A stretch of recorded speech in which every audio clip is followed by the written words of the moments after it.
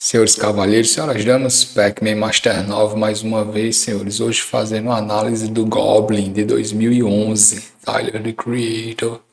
Mas eu separei aqui alguns pontos. Esse vídeo pode interessar pessoas que estejam interessadas em hip hop alternativo, pessoas que estejam interessadas em psicodrama, cultura do horror, produção lo-fi experimental e álbuns conceituais. Pessoas querem um pouco expandir além do trap, indo em direção ao hip hop alternativo, fãs de bandas como Death Grips, indo mais nessa direção, senhores do experimental. Bem, talvez esse vídeo interesse, talvez esse álbum interesse a vocês. Então é sobre isso que a gente vai falar. Tyler Gregory Okuma, rapper nascido na Califórnia, cantor, produtor, design de moda, membro do coletivo Odd Future. Senhores, bem, eu não vou falar aqui do coletivo Odd Future, tem pessoas que ficaram bem famosas além do Tyler. Frank Ocean, Eu Sweatshirt. O Frank Ocean chegou a ganhar 2 Grammys, cara. Então, o Tyler não é o único membro que ficou famoso vindo desse coletivo, tá ok? Mas para falar do Odd Future, eu vou ter que ter um vídeo só sobre isso, eu vou me ater à análise do Goblin. Tyler havia lançado Bastard em 2009, e a gente fica na dúvida se é uma demo tape, se é uma mixtape, se é um álbum. Ele afirma que é o primeiro álbum dele, mas o Bastard foi distribuído de graça, foi lançado, acho que ainda na época no Tumblr do Odd Future. Então eu prefiro considerar o Bastard de 2009 uma mixtape e o Goblin de 2011 como sendo verdadeiramente o primeiro álbum do Tyler. Aliás, pessoal, eu vou falar muito dele aqui. O Tyler tem um universo próprio. Eu vou escolher o Goblin, mas possivelmente eu vou seguir a ordem cronológica e vou falar de todos os álbuns deles. Então, se você estiver interessado, se inscreva aí, senhores. Bem, em 2011, os senhores talvez tenham visto um vídeo da música Yonkers. E esse vídeo explodiu no YouTube. Na época, o YouTube era bem diferente do que vocês têm hoje. E ele serviu como a grande propaganda para o Tyler e para o Goblin. Bem, senhores, em 2011 nós já tínhamos o mundo do trap despontando aí. No rock nós tínhamos o emocore e o que for. Então você vê esse cara fazendo um hip hop alternativo, mas com tendências de horrorcore. Bem, o próprio Tyler não gosta que usem esse termo para definir o álbum dele, para definir ele. Mas ele gostando ou não, senhores, tem muito horrorcore aqui, né? O álbum ele é cheio de letras que você poderia chamar de perturbadoras, ele tem um clima muito tenso. E ele é conceitual no sentido de que a história desse álbum, Tyler está conversando com o terapeuta dele, com o psicólogo dele, né? Então você vê os diálogos dele conversando com esse terapeuta, com esse psicólogo, que ele chama Dr. DC, que depois é revelado que é só um aspecto da consciência dele, mas o conceito é esse. Então é uma pessoa sentada conversando com um terapeuta, falando de todos os problemas mentais dela, de todos os traumas e tal. E esses diálogos permeiam todas as músicas do álbum, né? Então, todo esse álbum é simplesmente uma conversa na sala de um psicólogo, de um terapeuta. Bem, aqui tem a questão, senhores, vamos dizer assim, de um clima muito pesado e desconfortável até.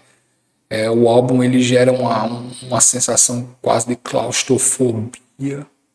E, bem, senhores, ele conversando com esse psicólogo, ele fala muito de mulheres, né?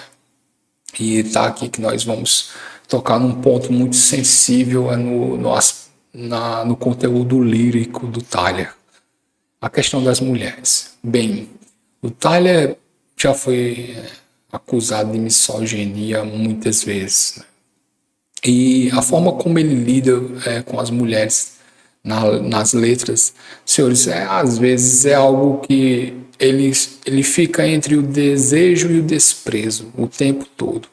Mas o que nós vemos mesmo ali é que existe muito trauma ali na pessoa dele. É por isso que ele está conversando com um terapeuta em todas as letras, né?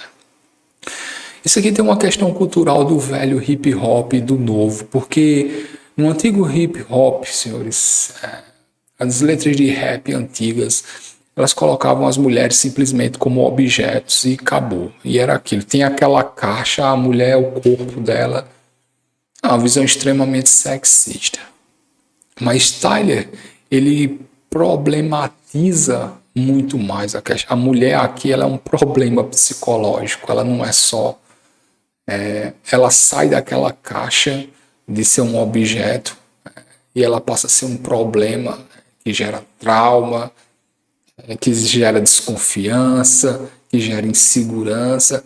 Então, em todas as letras do álbum é a questão da mulher e essa visão distorcida, desconfortável, controversa com relação às mulheres, ela é muito presente. Bem, senhores, eu não estou aqui para julgar a pessoa do Tyler ou os conteúdos líricos dele, mas isso é uma questão pesada, difícil de falar e que gera um certo desconforto quando você escuta isso aqui, né? Então, senhores, eu vou dar minhas notinhas aqui. O álbum tem concepção 8.5, porque o Tyler é um criador realmente. Ele cria um universo próprio, ele criou um álbum conceitual, íntegro, difícil de entender à primeira vista, mas que realmente tem um conteúdo artístico muito forte.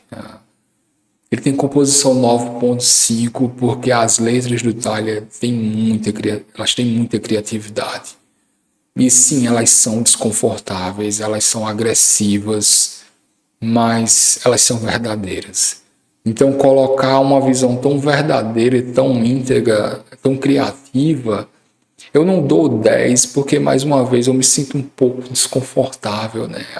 É um conteúdo um pouquinho difícil de engolir, mas ele não deixa de ser verdadeiro, criativo e íntegro, né? Então vai 9.5, excelente nota.